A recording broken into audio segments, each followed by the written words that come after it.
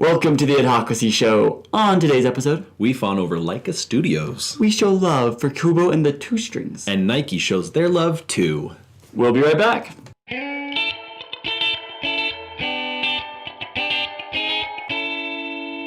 Welcome back. I'm David Landeen. And I'm JD Melville. And welcome to the Adhocracy Show, the weekly show where we celebrate marketing, advertising, marketing, art, and design. And if you are here for the first time, thank you so much for coming. Please click the subscribe button. That will let you know that we have a new episode every Monday. And we cover all sorts of topics. And we want you to be here to enjoy and celebrate with us. Now, kudos to all of you who watched last week's episode. It was our most popular episode yet. Yeah. With getting 1,000 views. But I know in retrospect, hopefully in a few years we're gonna be like, oh my word, we celebrated 1,000.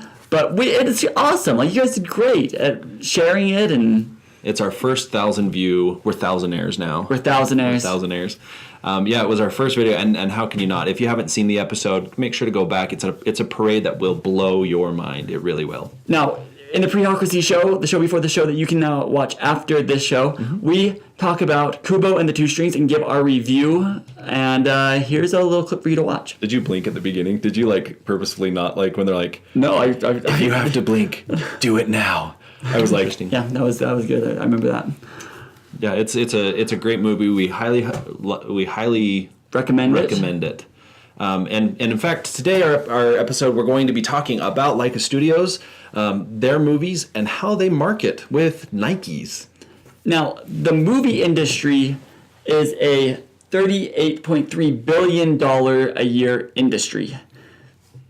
Yeah, and so they'll do a lot of different things to really get. I mean, for the most part, it's trailers, it's releasing it on the right date, it's posters in the movies, there's some creative stuff as well, but the point of marketing is to try and get as many people as possible to pay attention to you. Yeah. Now, Laika Studio does something a little bit different, and it's really awesome because they have kind of a cult following to their movies. Hi.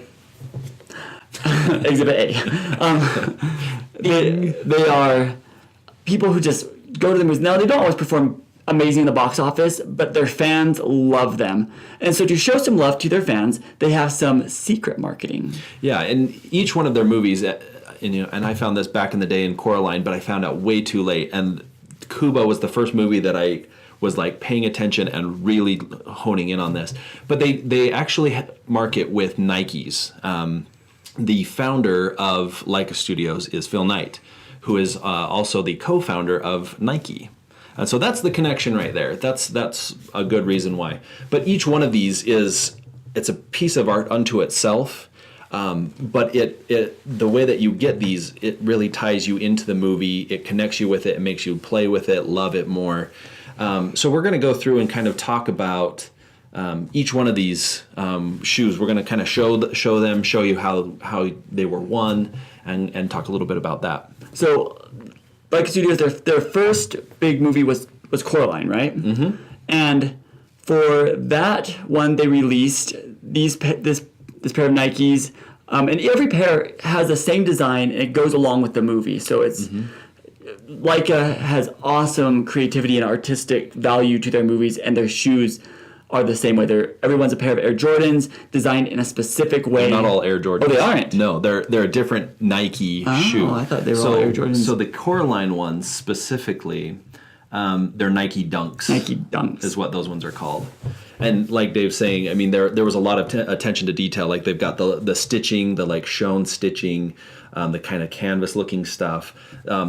There's little cat and mouse sliders on the front, and they had different faces, and that was one of the things they showed. They were really talking up in their first film was how the cat had 1,000 expressions alone to be able to express it. So are you saying every pair has a different face? Yeah. Mm-hmm. Yeah, from what I could read, each one had a different expression, a different look on its face. Now, they also come in a custom box. Mm-hmm. Yeah, they came in sort of a luggage-looking box, and then as well, inside that was a wooden box, or at least for some of the preview stuff, it came in a wooden box with a little secret key that had a message on it and stuff like that. But the stuff that's on this, each one has a tail like a cat tail and a mouse tail, and I found out that that's to prevent like denim rubbing on the shoe and marking it. Oh wow! I mean, just super cool stuff. I mean, all right, the next one was Paranorman. Paranorman. So Paranorman, these ones they were specifically. Let's see, what were they? I knew it. Nike Foamposite ones. Foamposite ones. So these ones, they're really kind of cool. They're black and green. You've got the P in the end for Paranorman. Now, do those glow? Are they glow in the dark? You know, I haven't really been able to find that out. I would believe that they are just from the pictures. Yeah. But it's a really glowing thing. The fire on it, the like kind of misty fire. Apparently, it matches on both shoes, which was not an easy thing to do. No, I would not. It's got the little tags on the back that says "Weird Winds," and that was kind of part of the contest. It's got it's got Norman's head on there. One of the funny details about this was that on the ends of the shoelaces, it had this message, which in zombie translates to "just do it." Of course. Which is just such a funny little... That's just the detail that's put into every single pair of these shoes is incredible. Mm-hmm. And these are ones that, I mean, you think about the potential that they could have used these to really promote this movie because Nike's such a huge thing. Mm-hmm. But, you know, they love their close fans. They love their cult following. And you had to really know where to go and know where to look to find out even about this contest. And the people who are sporty and using the Nike shoes in a big way aren't necessarily and probably are not the same as the people who are watching these movies. You don't think that these nerdy design geeks are also like basketball stars? No. Probably not. And the people who are eating these things up are sneakerheads, which is a completely different group of people. We could do an entire show on that. We will. I've got a friend that we'll contact and we'll have him on the show. Okay, after that one is Box Trolls. Now this was one of my favorites. I loved Box Trolls to death. I loved the story. I loved so much about this. Another one of those stories where who's really good, who's really bad kind of thing. Yeah, we'll say if we can get enough views on this video, JD and his family dressed up as Box Trolls for Halloween, and we'll put a picture up on Facebook. So share this video. Yeah, she was an adorable eggs. Oh my gosh. So these shoes, I love these. You've got kind of a worn leather front. You've got... they're very stylish. They're probably the most stylish ones that they've had. They've got the canvas bag tops. You've got kind of a sewer green, kind of iridescent heel. I like the rope laces. The twine laces. Laces, that's You've really got cool. the toggles, like steampunk types toggles here. I would totally wear those. You've got cobblestone right here. Oh, that's cool. On the side. Yeah, I was gonna... You've got a fish and eggs tag right there. Attention to detail. This is one thing that I absolutely love about it. The inside is cheese. Oh my! Because the town is Cheesebridge. Yeah. Right. This was really cool because the box for this thing was actually this beautifully intricately laser cut. It had gears and stuff like that. And the message on it says "Dare to be square." That's awesome. Super fun. Inside, you had a canvas bag. You had some shoes that were 100% gauze, and they're wrapped. They look like the wrappings on the legs of the Box Trolls. Wait, shoes or socks? Socks. Socks. So you not only did you get a pair of shoes, you got a pair of socks to go with them. Yeah. So here's a sugar bag that you can take it in, and then it also came in shoes. The shoe stuffer was newsprint from the town. That's amazing. I know. I was so mad that I did not know that this was going on. It was way too late. You would have totally won if you had known about it. I know. The contest was such a cool one. Yeah. And then the last one is Kubo and Two Strings that just came out. You can find our review of it in the Prehocracy, like we said. Yes. And these ones are actually Air Jordans. Air Jordans. Actually, the Nike ones they're called Roche Run. Nike Roche Run. That was those. These ones are Air Jordan 15s. And on their site, the sites of these things are beautiful too. Yeah, if you're a web designer, definitely go check out the site because they're gorgeous. In the Kubo one, you actually go through and it because there's two shoes. One's red, one's blue for the two different armies. Mm-hmm. So as you do it, it kind of swipes and shows the red and it shows the detail. So cool. They're pretty much the same. The biggest difference, so you've got the armor, the woven armor. You've got a zip up booty. You've got the leather trim. You've got the color on the side. But you either have the red beetle crest on one shoe, and then you've got the Moon King like blue emblazoned beast on there. On the heel, it's either samurai armor, or it's the like feathered cape of like the sisters. Oh my word! It's just such a small thing. The shoe carrier was a two-tone bag. It came in either a cosmic carrier, or the Bushido battle bag. What? I mean, just beautiful. In this, there's a video of Tinker Hatfield, who was able to reimagine. He saw the movie. He works for Nike. Reimagined this, kind of be like, okay, what shoes can I use to like really bring these together? This man knows his shoes. He does, and he's great. And he nailed it. I feel like he nailed the design on these. Yeah, just gorgeous. Totally fits the movie. He understood the look and feel. He understood the story. Mm-hmm. He did a great job in designing these. And then the box, I mean, it's got these just gold foil on it. It's got this beautiful gloss texture, a vertical scroll on it. It's just beautiful. So those are the shoes.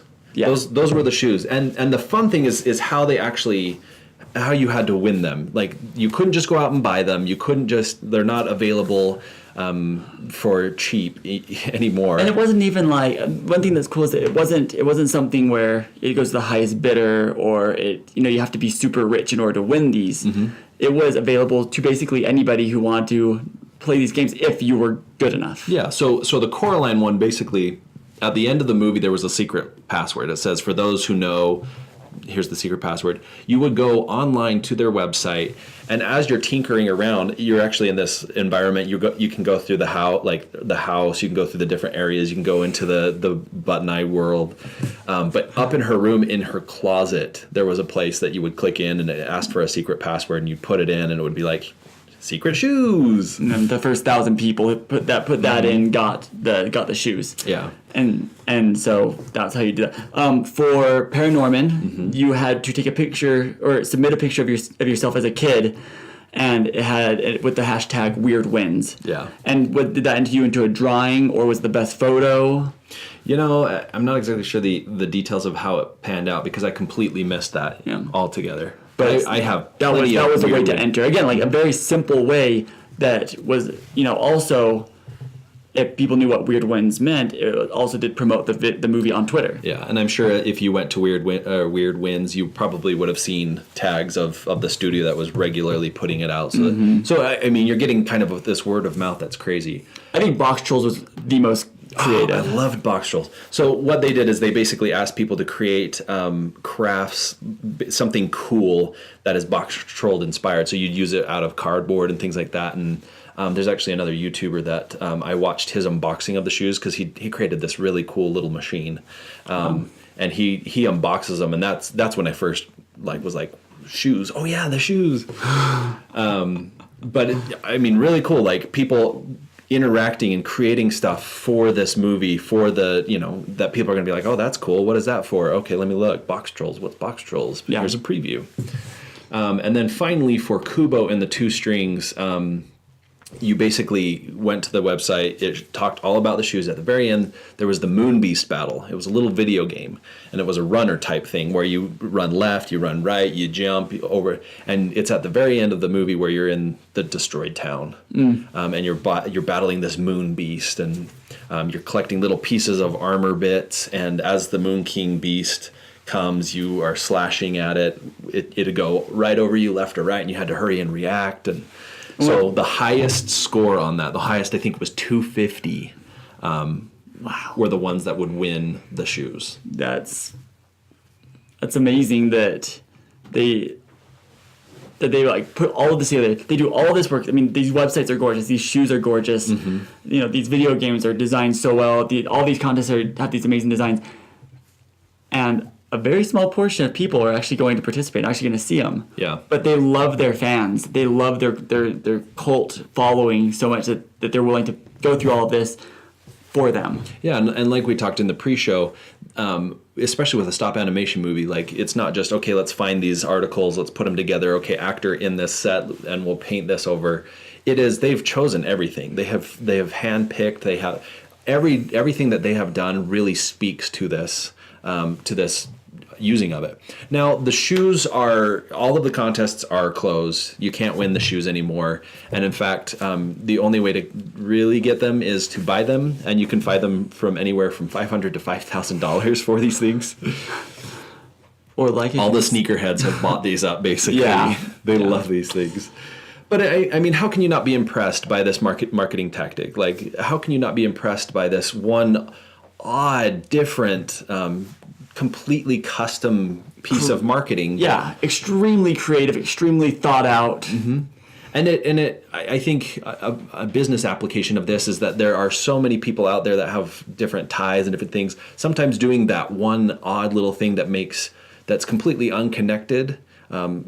Unless your CEO is, also a co-founder of Nike, that can be really great. That can be really helpful. Yeah. So, good job, Laika. We approve of your marketing. We think you guys are great. We think that your movies are awesome. We think that your marketing is awesome. Yeah, make sure you go out and see Kubo and the Two Strings. Beautiful movie. Our pre-show, we talk about that. And be on the lookout for their next movie coming out and what their next pair of shoes will be, because it's going to be awesome. It's going to be incredible. Yeah. And maybe you can win some. Yeah. Thank you for commenting, sharing, and liking this video. Yeah, absolutely. And make sure that you go over to Facebook, Twitter, and Instagram, where we post more pictures, more content. We're talking to people. We interact. So join us over there as well. And for your made-up fact of the day, if you subscribe to this video down here right now, Laika Studios will bring us out to their studios and we can show you behind the scenes. Right? I say yes. Right? I wish. Please. Did you blink at the beginning? Did you purposefully not when they're like, no, if you have to blink, do it now. I was like, get my eyes open.